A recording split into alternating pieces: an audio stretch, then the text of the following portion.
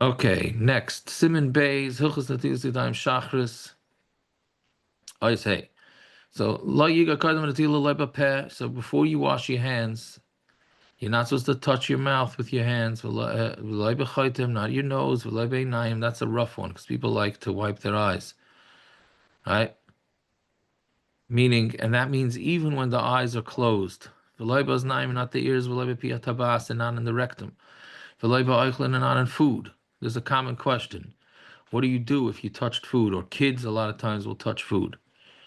Mishnah Berurah says that you should wash the food 3 times. As far as I know, that is not the minig. And don't touch anywhere where you have an opening from bloodletting, because the ruach ra that's on the hands will cause damage to these parts of the body. And meaning basically it's any opening to the body, do not touch. It's best to be makbid by natilas dam in the morning with a kli, to use a utensil, with water. You mean to use water. Koyach gavra means you want to pour it, meaning you want a human using his strength. When he doesn't have mayim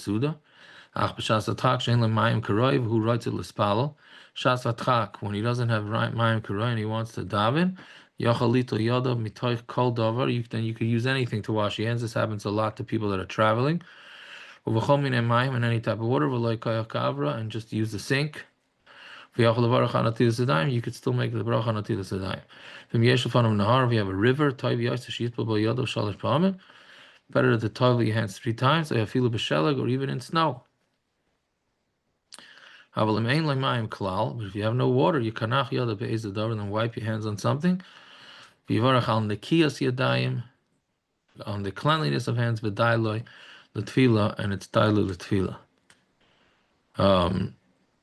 I think when the minig is not to make that bracha. This comes up a lot for people that want to make a bracha in the middle of the night. You want to take a drink, or nursing mothers who also want to drink, or make a baby bottle, etc., etc.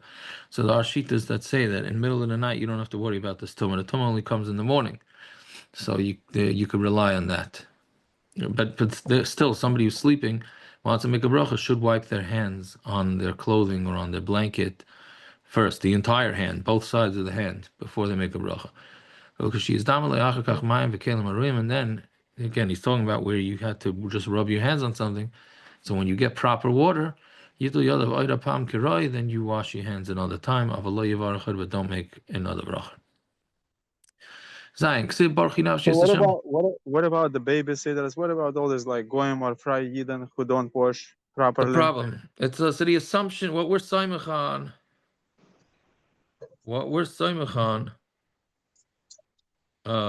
is that they wash regular. What? That they wash regular, and maybe that works. If they wash the regular hands, yes. That may work, or that works like Mikar Hadin. It doesn't work Mikar Hadin. Did you have it? Yeah. So meaning if they did not wash yet, then we should not be like, they should not touch anybody and should not touch the food. Correct. The people, if you know you have Jewish workers, you should try and get them to wash their hands first.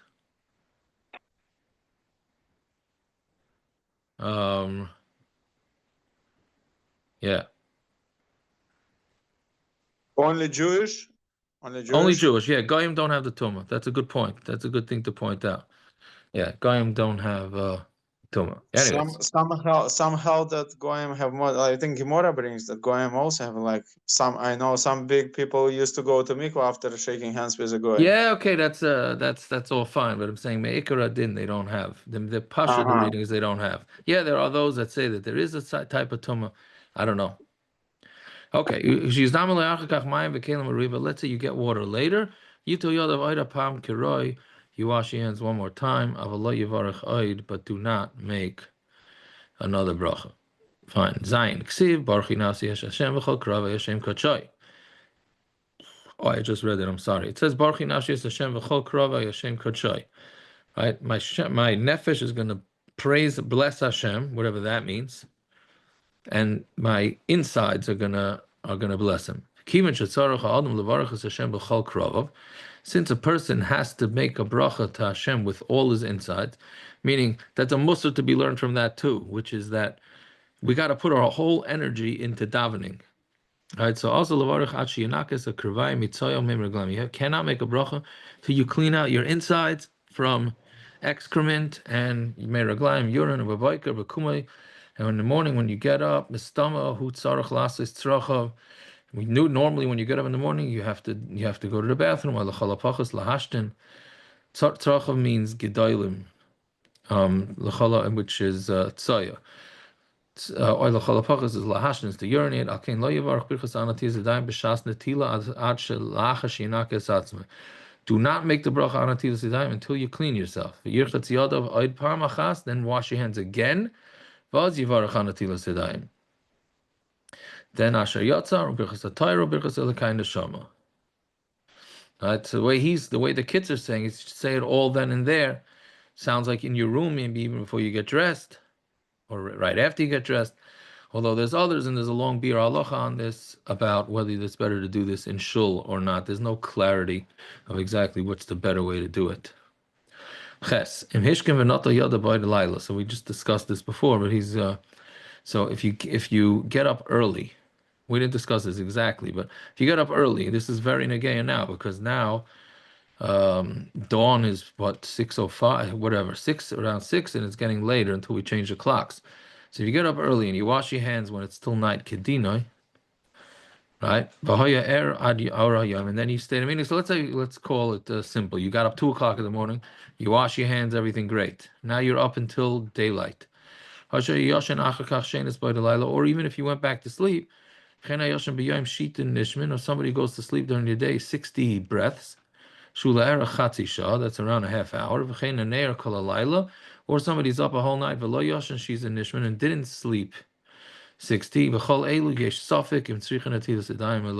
these, it's a suffix whether it needs a tilas yadayim.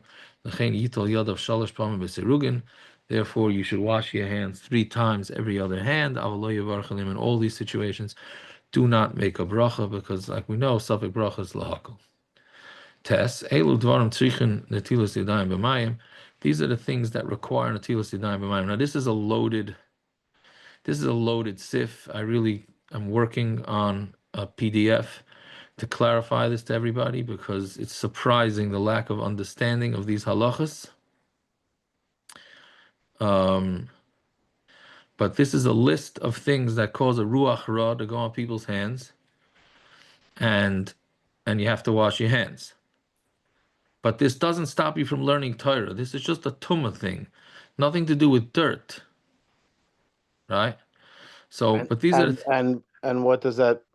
How does that change? Meaning, so I have tumah on me. So, meaning, doesn't really. You got to wash the tumah off. But I don't want to eat korbanos, and I don't eat anything. So what's the? No, because we don't want the tumah. Same thing in the morning. You don't want ruach ra. I don't know. Tumah is not the right word. Ruach ra. You don't want bad spirits. You want bad spirits on you? Definitely not. Right. So, I mean, even if, depending on what sports team you are, right, that's already bad spirits enough. A fan. But anyways.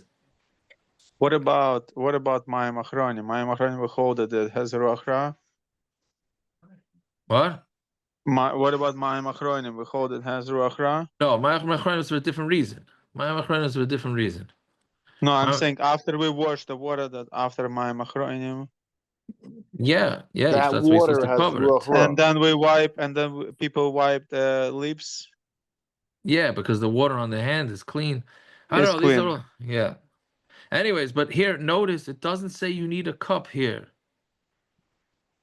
Doesn't say. He just says you need to wash your hands with water.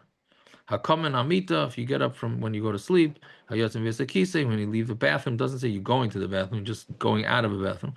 We veis hamerchatz from the bathhouse. Noitel tzipornov, you take your fingernails. Magaleach sarais, if you cut your hair. V'chayletz minolav, you take off your shoes. V'mashamash b'tasa, you have relations.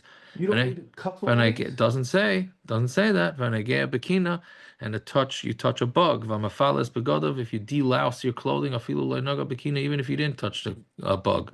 V'chayvev roish, if you scratch your head. V'negea begufim, you touch your body in places that are normally covered. Vayotzim Beis HaKvaros, and somebody leaves a cemetery.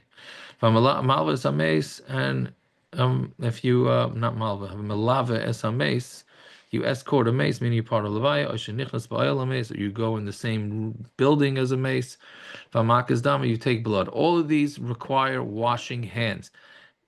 Almost all of these do not require a cup. The only two that really require a cup is the Beis HaKvaros and the getting out of bed. The rest of them, Me'ikar Adin, do not require a cup. Tashmish, Amita. What? Even Tasha Shamita. So a lot of people are makbid al pi Kabbalah. You always wash with a cup. Me'ikar Adin is not necessary. What's Levaya Sameis within 4 amas? No, so that's also the debate. I don't know, many say that as long as you're part of the Levaya, that's a Ruach Ra, and you should wash your hands, even if you're nowhere near the mace. Uh-huh. Yeah. Even if you're far away outside on the street, on the open field, Rishus That's Harabim. what some say. I mean, there are others that say you don't need it, so it's better to wash your hands. Okay, Siman Gimel, right? We're doing one on Siman Gimel. And what about covering scissors? Yes. Who? What about covering scissors? Also the same. Yeah. Hiding the scissors. Okay. Yeah. Okay, Siman Gimel, Dina Lishus Begadav Eluchai, wearing your clothing and walking. Ubay Ches Seifim. Ksiv Vasnei Alecha Siman Lekecha. It says you have to be tznius. This is another pet peeve of mine. Tonight's a big pet peever. Naftali, go back and listen to last year, see if I have the same peeves. Yeah. It doesn't say Atznei Alecha Siman Lekecha for women. Right? It says Probably have new ones. Could be. So it says Vatznei Alecha Siman Lekecha. That's for everybody. Tznius applies to everybody. Lefika, tzarech ha'adam, a male, what I mean, a person. Liya tznuah b'chol archaisav, he has to be tznuah. V'lachen kishalayvish, a poishet is chalukai. When you get dressed, you take off your clothing, or shar beged shal b'sarai, or any clothing that's on your flesh. Yedaktik me'oid shalei legalis is goofy. You have to be very careful not to reveal your body. You have to get dressed and undressed when you're laying on your bed covered. I'm in a room within a room. It's dark. Nobody's seeing me. That's not true. Hashem fills the entire world, as we learn in this week's parsha. Do people do this? People do this? 1 second. And darkness is like light in front of Hashem. And if somebody who has sneas and embarrassment, okay, so you're asking a good question. Does anybody do this? So Shulchan Aruch is very clear that you have to do this. I mean, so clearly I just gave it away that I don't. Me neither, okay? Once we're all laying it bare, no pun intended. I don't do it either. So what's the justification? So the way I understand it from working on this, but I could be wrong, is that you can go swimming, right?